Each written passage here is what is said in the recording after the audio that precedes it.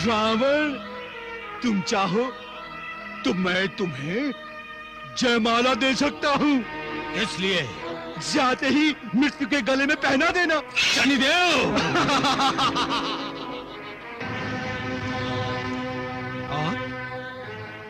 इस समय युद्ध के वेश में? पुत्र इंद्रजीत, कुंभकर्ण की मृत्यु का प्रतिशोध लिए बिना मुझसे सांस नहीं लिया जा रहा है। अभी और इसी समय हमें आक्रमण करना है। परंतु चलो और इसी समय सेना को प्रस्थान करने की आज्ञा दो। परंतु पिताश्री। कोई भी परंतु युद्ध को नहीं रोक सकता पुत्र इंद्रजीत। मैं युद्ध को रोकने की बात नहीं कर रहा हूं। मैं तो ये जानना चाहता हूं कि आप युद्ध में क्यों जा रहे हैं। क्या आपको हमारे बाहुबल पर विश्वास नहीं? मेरे शौर्य, मेरे पराक्रम को भूल गए? मेरी धनुर्विद्या, मेरे अस्त्र शस्त्र, मेरी उपाधियां, ये सब किस दिन काम आएंगी? पिताश्री, मैं स्वर्ग जाकर इंद्र को पराजित कर सकता हूं, तो क्या एक तुच्छ मानव को नहीं? पिताश्री, काकाश्री की मृत्यु का शोक अकेले आपको ही हुआ है, मुझे नहीं। उनकी मृत्यु का प्रतिशोध लेने का मैं इच्छुक नहीं। पिताश्री, मैं प्रतिज्ञा लेता हूं कि कल सूर्यास्त होने से पहले राम और उसके भाई लक्ष्मण को मृत्यु के अधीन कर दूंगा। पुत्र इंद्रजीत, मुझे तुम्हारी शक्ति पर, तुम्हारे बाहुबल पर पूर्ण विश्वास है। मैं जानता हूं कि कल सूर्यास्त होने से पूर्व तुम राम और लक्ष्मण के जीवन का अंत कर दोगे। हाँ पुत्राओ, गले लग जाओ।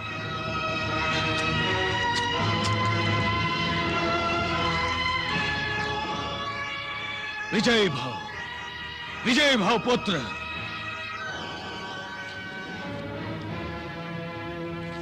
प्रणाम महाराज। क्या समाचार लाए हो गुप्तचर? रावण पुत्र इंद्रजीत ने कल सूर्यास्त से पूर्व श्री राम और श्री लक्ष्मण का वध करने की प्रतिज्ञा की है।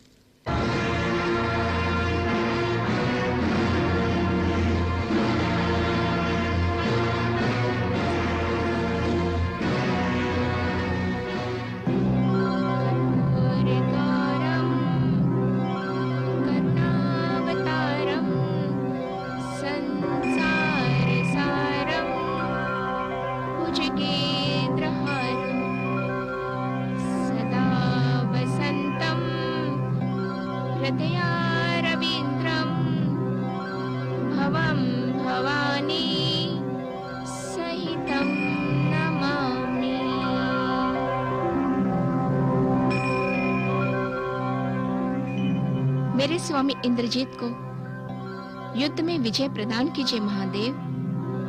मेरे प्राणनाथ की प्रतिज्ञा पूर्ण कीजिए प्रभु। ओम नमः शिवाय, ओम नमः शिवाय, ओम नमः शिवाय।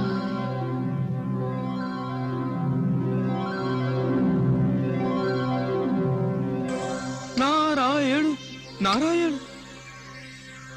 आप कह रहे हैं कि पतिव्रता स्त्री का वचन कभी मिथ्या नहीं होता, तो क्या कल सूर्यास्त से पहले? पातिव्रत्य एक महान तप है देवर्षि, और ऐसा तप करने वाली तपस्विनी को हम त्रिदेव भी प्रणाम करते हैं। अर्थात नारायण नारायण।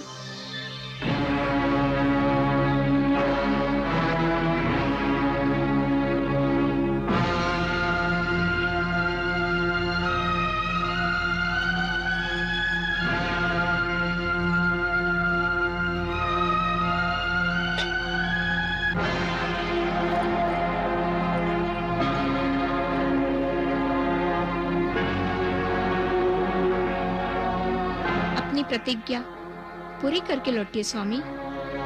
मैं आपकी प्रतीक्षा कर रही हूँ।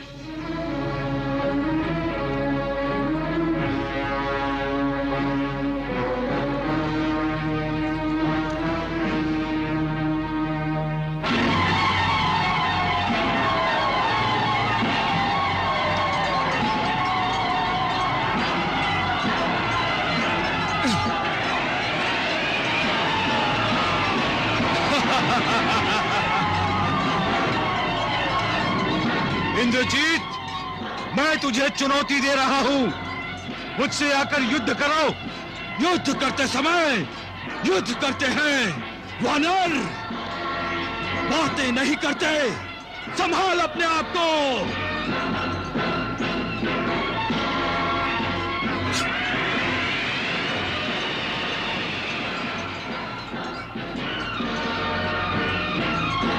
इंद्रजीत! सावधान इंद्रजीत!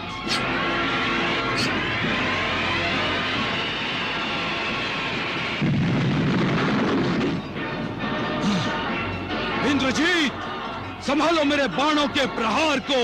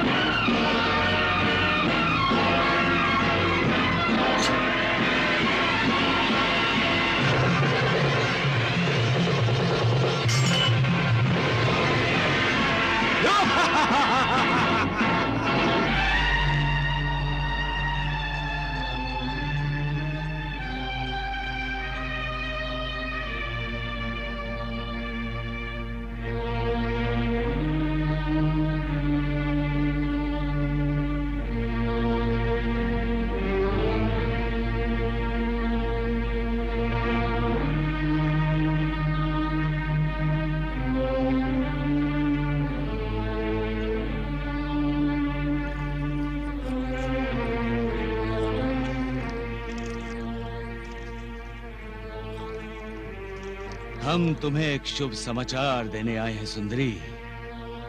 हम दोनों के मार्ग का शूल अब निकल चुका है। अब तुम्हें राम की प्रतीक्षा करने की कोई आवश्यकता नहीं। अब तुम विवाह बंधन से मुक्त हो गई हो। मेरी ओर देखो त्रिभुवन सुंदरी, और इस सुंदरता के पुजारी को प्रेम प्रसाद देकर कृतार्थ कर दो। कृतार्थ कर दो सुंदरी। दुष्ट, पापी, सत्य, न्याय, सदाचार और धर्म की कभी मृत्यु नहीं होती। उनकी मृत्यु का भ्रम होता है, भ्रम। मैं जानता था कि तुम नहीं मानोगी।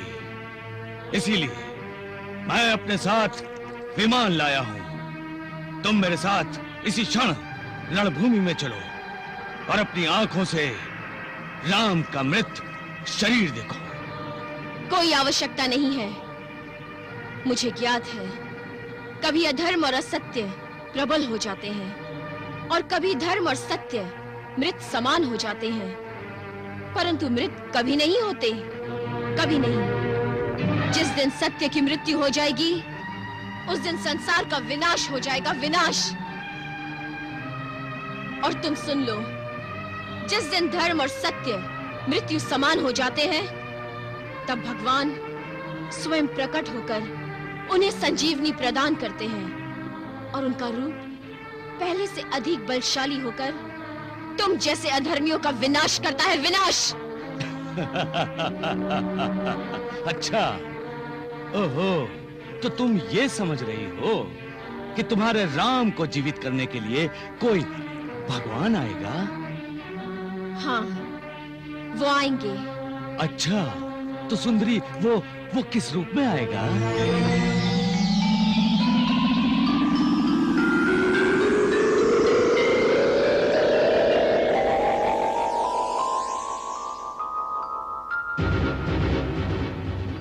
देख पापी, देख, कोई नहीं जानता कि भगवान कब और किस रूप में आते हैं, परंतु प्रत्येक प्रश्न का उत्तर है। नागास्त्र का उत्तर है गरुड़ास्त्र, गरुड़ास्त्र। तुम क्या समझती हो कि गरुड़ राम को जीवन देगा? यदि तुम इसे प्रश्न का उत्तर समझती हो तो सुंदरी, दशानन रावण के पास जो महाअस्त्र है उसका उत्तर किसी के पास नहीं है। कायर के पास केवल घमंड ही होता है। रावण और कायर? तो तुम मेरी शक्ति देखना चाहती हो तो देखो।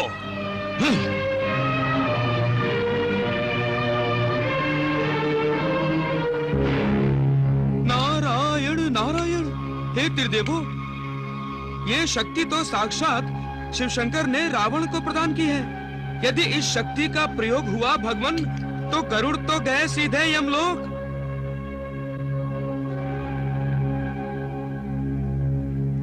आप मुस्कुरा रहे हैं। गरुड़ आपका वाहन है प्रभु, आपका भक्त है। क्या आप अपने भक्त की रक्षा नहीं करेंगे? देवर्षि, पशुपतिनाथ शिव शंकर की शक्ति का विनाश स्वयं महादेव ही कर सकते हैं। अन्य किसी में सामर्थ्य का? नारायण नारायण। भोलेनाथ, प्रतीक्षा। भगवान तब तक तो रावण गरुड़ पर अमोघ शक्ति फेंक देगा।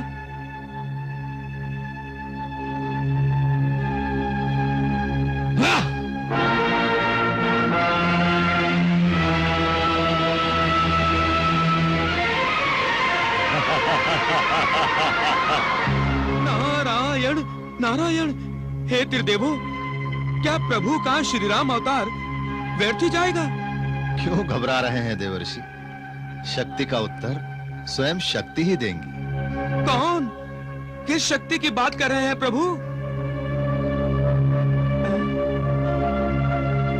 पुत्र हनुमान, पुत्र हनुमान।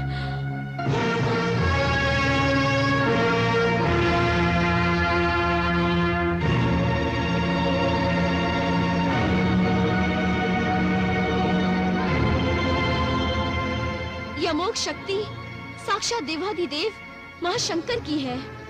वो ही इसे निष्फल कर सकते हैं। पुत्र हनुमान, तुम तो स्वयं महादेव के अंशावतार हो, वज्रदेही हो। इस शक्ति पर प्रतिबंध लगाकर गरुड़ की रक्षा करो पुत्र हनुमान, गरुड़ की रक्षा करो। गरुड़ की रक्षा सौमित्र, लक्ष्मण और प्रभु श्री राम की रक्षा है। जो आज्ञा।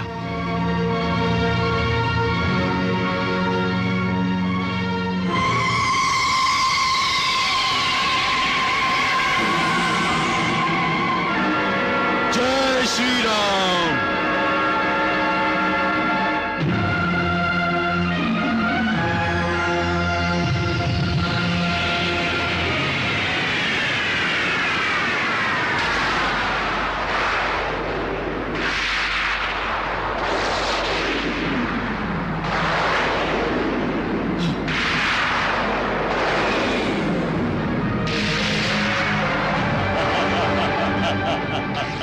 ये हुई न बात। गरुड़ नहीं मरा तो क्या हुआ? हनुमान तो मरा। तेरी आंखों का प्रकाश बुझ गया है दुष्ट। देख, ध्यान से देख।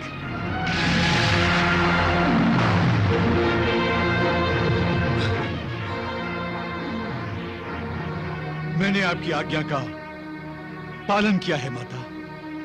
तुम धन्य हो पुत्र, तुम धन्य हो। सब आपकी कृपा है मातेश्वरी।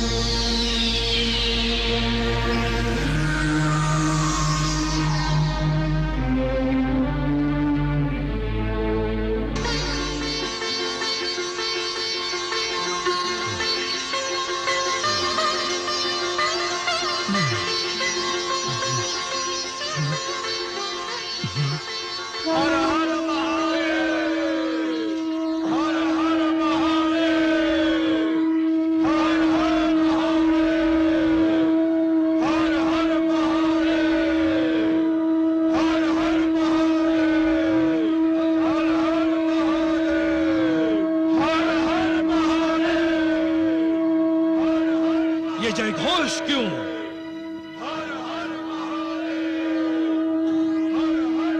इस शंख ध्वनि का तात्पर्य क्या है? राम और लक्ष्मण की मृत्यु के पश्चात ये वानर सेना में जय जयकार क्यों? कुछ विचित्र हुआ है स्वामी। विचित्र तो यही हुआ है कि वानर सेना जिसे अपना भगवान समझती है वो अपने भाई सहित मेरे हाथों मारा गया। हाँ हाँ, कदाचित ये जय जयकार उन दोनों भाइयों को अंतिम विदाई देने के लिए उनके अंतिम संस्कार पर की जा रही है।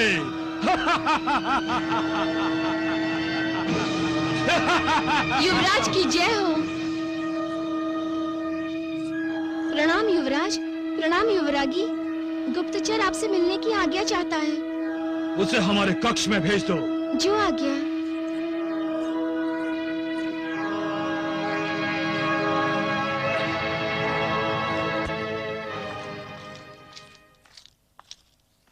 प्रणाम युवराज, प्रणाम युवरागी। औपचारिकता भूलकर तत्काल ये बताओ कि ये जय घोष क्यों सुनाई दे रहा है? युवराज, राम और लक्ष्मण जीवित हो गए हैं। असंभव! असंभव! ऐसा नहीं हो सकता। नागपाश से उन्हें कोई मुक्त नहीं कर सकता। किसने उन्हें मुक्त किया है? साक्षात गरुड़ आए थे, यही समाचार देने आया था। हाँ।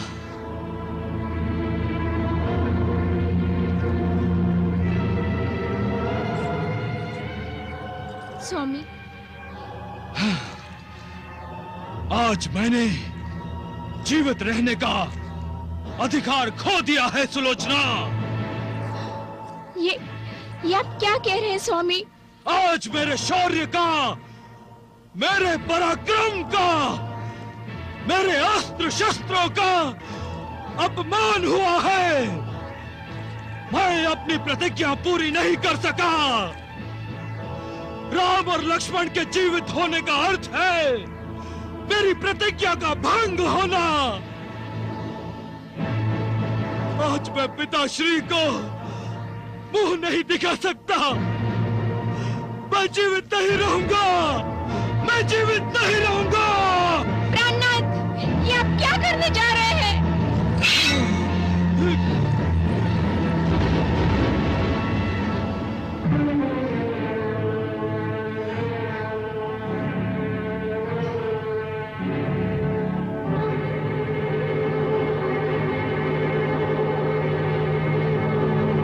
पिताश्री, मरना ही चाहते हो तो वीरों की भांति युद्ध भूमि में मरो। यदि तुम मरना ही चाहते हो तो अपने शत्रुओं का वध करके मरो। यह भी कोई बात हुई कि एक प्रतिज्ञा पूर्ण नहीं हुई तो कायरों की भांति आत्मघात करना चाहते हो? मेरी सेना का सेनापति अपने कक्ष में मरेगा? नहीं! मेरा कर्तव्यनिष्ठ वीर पुत्र अपने कर्तव्य को पूर्ण किए बिना ही आत्मघात करेगा? नहीं!